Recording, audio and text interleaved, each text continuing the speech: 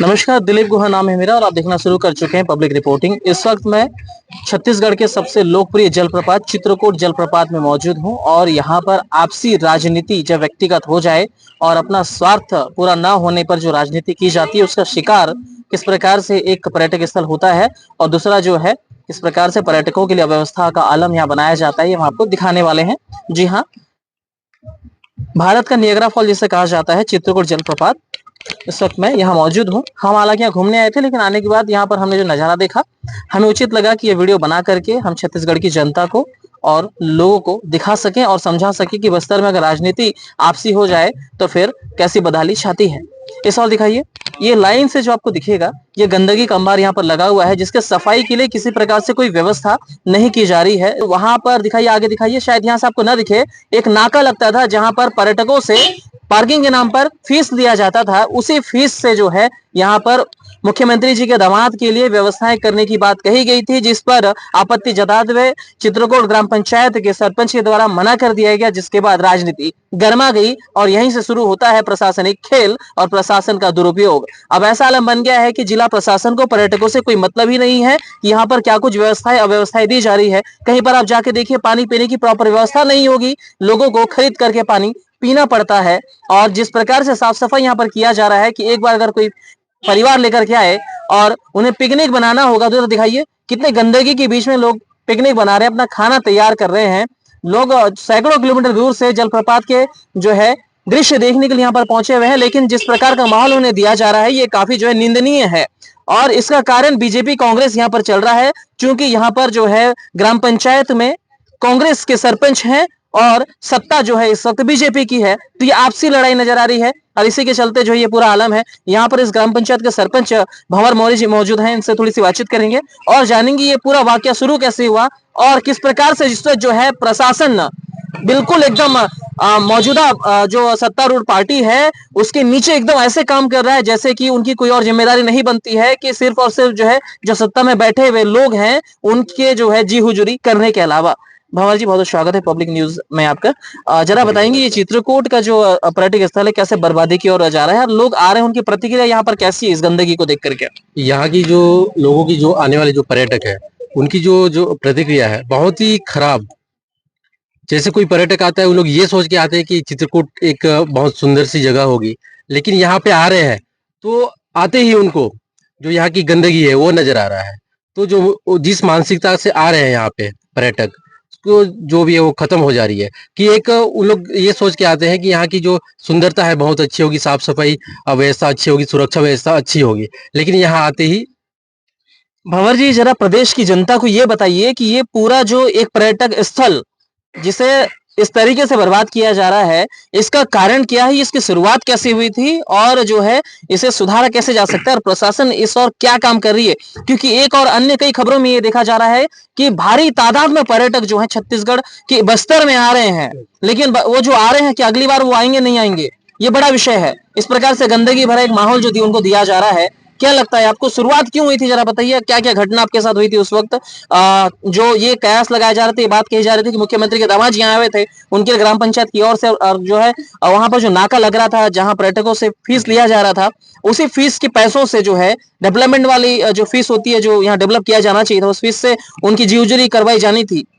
क्या है पूरा वाक्य? जो यहाँ का जो पूरा वाक्य है, 15 अप्रैल को यहाँ पे जो सीएम साहब के हैं दामाद, बेटी दामाद आए थे, तो यहाँ के जो एसडीएम, स्थानीय एसडीएम साहब, वो फोन लगा के बोलते हैं कि बेटी दामाद के लिए खाने पीने की व्यवस्था करो। मैंने साफ साफ मना किया, क्योंकि मैं सरपंच चुनाव जरूर जीता था, लेकिन अभी तक उस समय तक मुझे चार्ज नहीं मिला था पंचायत का। और यहाँ जो नाका संचालित हो रहा था, आप गर्मी का सीजन है, पर डे जो लड़के आ रहे थे, 20 लड़के जो जिनको रोजगार मिल रहा था, वो उनके जो सैलरी है उसमें चले जाता था, तो हम व्यवस्था कहाँ से कर पाते। मैंने साफ साफ मना कर दिया, एसडीएम साहब मेरे से नहीं हो पाएगा व्यवस्था।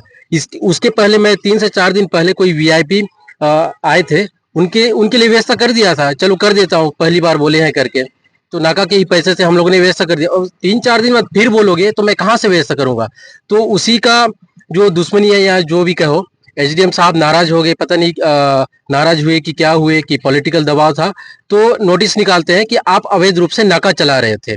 मैं एसडीएम साहब और पूरे शासन प्रशासन से सवाल यही करना चाहता हूं कि जब इसके पहले 5 से 10 साल पहले जब चल रहा था उस समय आप अवैध नहीं हुआ, अवैध घोषित नहीं किए थे, लेकिन जब हम चलाए खाने पीने की व्यवस्था नहीं कर पाए तो अवैध घोषित हो गया।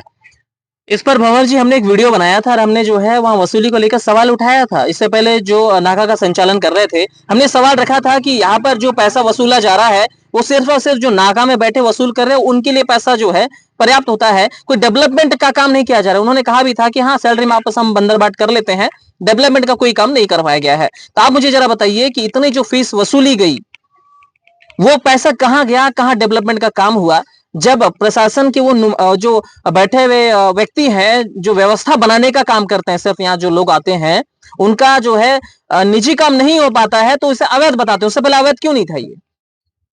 ये बड़ा सवाल निशान है। ये सवाल पैदा करता है कि आखिरकार जिला प्रशासन किस तरीके से काम करता है। ये सवाल इसलिए अहम है, इसलिए बड़ा है कि एक ऐसा जलप्रपात जिसकी पूरे भारतवर्ष में चर्चा होती है, मिनी नियाग्रा कहा जाता है, तुलना की जाती है विदेश के एक बड़े नियाग्रा फॉल से, एक वाटरफॉल से। ऐसे में जब उसे देखने के लिए इधर दिखाई जरा गाड़ियां घुमा के दिखा दीजिए आप, सैकड़ों की तादाद में गाड़ियां खड़ी है। देखिए पूरे छत्तीसगढ़ से लोग आए हुए हैं, तेलंगाना स्टेट से आए हैं, उड़ीसा गोडी की गाड़ियां खड़ी है, लोग यहाँ पर आते हैं। सबसे पहला जो व्यवस्था क्या होता है, किसी पर्यटक स्थल पे आप जाते हैं, आप जाइए यहाँ से विशाखापट्टनम की ओर जाइए, किसी पर्यटक स्थल पे जाइए आप, अच्छी कैंपिंग की व्यवस्था आपके पास होती है, वहां पर आपके साफ सुथरा परिवेश दिया जाता है, प्रॉपर साफ सफाई होती है, पीने पानी की व्यवस्था वहां पर होती है। चलिए पानी की व्यवस्था नहीं है तो अल्टरनेट व्यवस्थाएं वहां पर होती है, चीजें व्यवस्थित होती है। पर चित्रकूट में ऐसा क्यों है? क्योंकि यहाँ पर जो है राजनीति या राजनीति करने वाले लोगों के साथ प्रशासन काम करती है, पब्लिक के लिए थोड़ी ना करती है। वरना अगर करना होता तो 1 साल होने को है, अभी तक यहाँ व्यवस्था नजर आती है। इधर देखिए शराब की बोतलें पड़ी हुई है, यहाँ डिस्पोजल पड़े हुए हैं, सारी गंदगी यहाँ पर पड़ी हुई है। लोग पार्किंग में गाड़ी अगर लगा रहे हैं, यहाँ पर गाड़ी मोड़ने के लिए जगह नहीं है क्योंकि व्यवस्था इनके पास नहीं दिया जा रहा है। ये हमारे बस्तर की प्रशासन इस प्रकार से काम करती है। नया साल का समय है, हम भी ये सोचकर यहाँ पर आए हुए थे, काफी दिन बाद हम आए थे कि आइए चलते थोड़ा सा नजारा देख के आते हैं, घूम के आते हैं। नए साल का समय है, लेकिन आने के बाद देखने के बाद हमारा माथा ही ठनक गया। इस प्रकार की गंदगी कैसे हो सकती है? इतना बड़ा प्रशासनिक तंत्र कैसे ऐसे काम कर सकता है कि एक निजी काम न बनने की वजह से इतना ठेस पहुंच जाता है उस अधिकारी को कि इस प्रकार की व्यवस्था यहाँ पर फैली हुई है। अगली बार ये पर्यटक आने से पहले 4 बार सोचेंगे। या मैडम है या भैया है, पूछते हैं थोड़ा सा इनसे, भैया यहाँ की साफ सफाई व्यवस्था आपको कैसी लग रही है बताइए? ज्यादा अच्छा नहीं लग रही है। नहीं लग रहा है। पीने के पानी की अच्छी व्यवस्था यहाँ पर है क्या? पार्किंग अच्छी व्यवस्था आपको मिली? वो तो है नहीं, उसको बाथरूम का पहले व्यवस्था नहीं। वॉशरूम के लिए व्यवस्था है नहीं है। महिलाओं को परेशानी हो रही है यहाँ पर, है ना? आप लोग कहाँ से आए हुए हैं? हम लोग नारायणपुर से आए। नारायणपुर से आए हैं, दूसरे जिले से यहाँ पर आए हुए थे और यहाँ आलम देखिए। चलिए थोड़ा सा इनसे बातचीत करेंगे, सरपंच जी से। सरपंच जी, इस पर्यटक स्थल को लेकर के आपके ग्राम पंचायत की विजन क्या है? कैसा व्यवस्था देना चाह रहे थे इसको? क्योंकि पहले जो नाका चला रहे थे, जो अच्छी खासी मोटी रकम यहाँ आती थी, उसका दुरुपयोग तो हो ही रहा था, आपस में बस सैलरी सैलरी खेल रहे थे वो लोग। आपके विजन क्या है इस चीज को लेकर के? हमारा जो विजन था, जब मैं सरपंच बन के चुन के आया था, मेरा जो विजन था यहाँ पे जो अव्यवस्था है, जैसे कहीं डस्टबिन नहीं है तो प्रॉपर डस्टबिन होना चाहिए। और जो पर्यटक बाहर से आते हैं उनके लिए प्रॉपर पीने का पानी प्रॉपर जगह जगह पे होनी चाहिए। क्योंकि बहुत से पर्यटक, मतलब अभी तो ऐसा है कि सभी पर्यटकों को खरीद के पानी पीना पड़ रहा है, तो प्रॉपर पानी की व्यवस्था होनी चाहिए। और जो बाहर से आते हैं पर्यटक पिकनिक बनाने के लिए, उनके लिए प्रॉपर कहीं पे एक शेड बनना चाहिए, चाहे धूप हो चाहे पानी हो, उससे ताकि बच सके और आराम से अपना जो खाने पीने की व्यवस्था करके खा सके। और जो ये पार्किंग एरिया है, यहाँ पे हम लोगों ने सोचा था, हम लोग का जो विजन था कि अभी जैसे कोई गाड़ी घुस जाती है पार्किंग में तो पूरा धूल उड़ जाता है हवा से, तो हम लोग यहाँ सोचे थे कि सीमेंटेड पूरा भर देंगे सीमेंटेड से और शेड लगाएंगे। ऐसा हम लोगों ने लगातार पीआर न्यूज भी जो है इसी विजन पे काम करते हुए खबरें चला रहा था कि यहाँ पर प्रॉपर जो है पार्किंग की अच्छी व्यवस्था सबसे होनी चाहिए। हर बार ये कहा जाता है युवाओं को मौका मिलना चाहिए, युवाओं को मौका मिलना चाहिए, और युवाओं को जब मौका मिलता है तो गंदी राजनीति चालू कर दी जाती है। बताइए, जब युवा काम करना चाहे, उसे पोटेंशियल अपना लगाए, और उस वक्त जब सपोर्ट न मिले प्रशासन का या शासन का, चाहे पार्टी किसी की भी जो है प्रदेश में, जिले में या फिर राष्ट्र में जो है रूल कर रही हो, लेकिन जब भी किसी ग्राम पंचायत की बात आती है, पेशा एक्ट की, पेशा कानून की बात आती है, तो खुलकर उसके धज्जियां उड़ाई जाती है। यानी कि ग्राम पंचायत अपने से कोई फैसला लेकर के 4 कर्मचारी नियुक्त नहीं कर सकता है। अपने ग्राम पंचायत में अगर कोई पर्यटक स्थल है तो उस पर वसूली करके उसका डेवलपमेंट का काम भी नहीं कर सकता। तब नियम कानून दिखाए जाते हैं कि क्या हो सकता है क्या नहीं हो सकता है, लेकिन कागजों में ये जरूर कहा जाता है कि पेशा एक्ट के तहत जो है पंचायत अपना निर्णय लेने में सक्षम है, लेकिन जब उसे जमीनी स्तर पर अमल में लाया जाना होता है तब बहुत सारे लूपहोल निकाल करके कहा जाता है कि नहीं ऐसा नहीं हो सकता। अगर विरोध किया जाता है तो फिर शक्तियों का पूरा इस्तेमाल भी किया जाता है। ऐसा ही है भंवर जी? जी जरूर, क्योंकि हम लोगों ने इसके पहले पेशा एक्ट के तहत ग्राम सभा की प्रॉपर तरह के यहाँ मेंटेनेंस समिति बनाया। समिति कौन चलाएगा, समिति में कौन लोग रहेंगे और किस तरह से संचालित होगा, प्रॉपर ग्राम सभा में हम लोग प्रस्ताव भी बनाया और एसडीएम को यहाँ तक कि कलेक्टर को भी आवेदन दिया ग्राम सभा प्रस्ताव के साथ। लेकिन अभी तक करीब 5 से 6 महीने हो रहे हैं, ग्राम सभा का उल्लंघन तो कर ही रहे हैं प्रशासन के लोग। और हम लोग कुछ गलत करते हैं या सही करते हैं, सही करने की कोशिश करते हैं तो हमको नियम कानून सिखाया जाता है, लेकिन यही प्रशासन के लोग ग्राम सभा की बात, जो पैसा एक्ट यहाँ पे 5वीं अनुसूची जो क्षेत्र है बस्तर में, उसका लागू होने के बाद भी ये प्रॉपर तरीके से पैसा एक्ट को नहीं मान रहे हैं। इधर के जो विधायक आदिवासी, सांसद आदिवासी, मुख्यमंत्री आदिवासी, फिर क्यों नहीं हो रहा है भला आदिवासियों का? क्यों नहीं हो पा रहा है? क्योंकि राजनीति है, इनको राजनीति करना है, इनको कुछ मतलब नहीं है 5वीं अनुसूची क्षेत्र से, पैसा एक्ट से।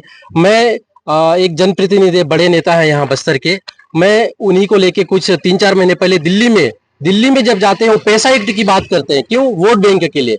लेकिन जब आज बस्तर में पैसा एक्ट का उल्लंघन किया जा रहा है तो उस पे आज चुप है। क्यों चुप है? मैं उनसे सवाल करना चाहता हूँ। जब भी राजनीति इस मोड़ पे आती है कि कुछ अच्छा करना होता है तो लोग अपने पार्टी के लिए काम करना शुरू कर देते हैं, और यही कारण है कि उनके साथ जुड़े हुए लोग जो उनसे उम्मीदें करते हैं वोट देते वक्त कि हमारे लिए बदलाव आएगा, वो बदलाव नहीं हो पाता है। यही कारण है कि वो पार्टी के लिए काम करते हैं और जनता उन्हें वोट देते वक्त भी पार्टी देख कर देती है। व्यक्तिगत तौर पे जब काम कहीं पर करवाना होता है तो वो पार्टी के दायरों में बंध जाते हैं।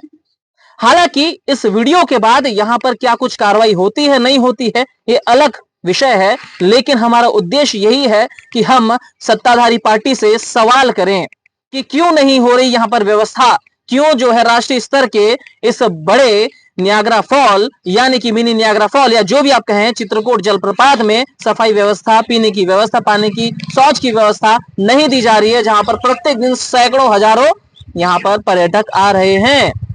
अब सत्ताधारी पार्टी को उसका जवाब तो देना पड़ेगा, नहीं देती है तो फिर ये वही पर्यटक हैं जो अगली बार यहाँ आने से पहले 4 बार सोचेंगे। चलिए तो देखने का विषय क्या होता नहीं होता है। तब तक नमस्कार, मैं हूं दिलीप गुहा और आप देख रहे थे पब्लिक रिपोर्टिंग।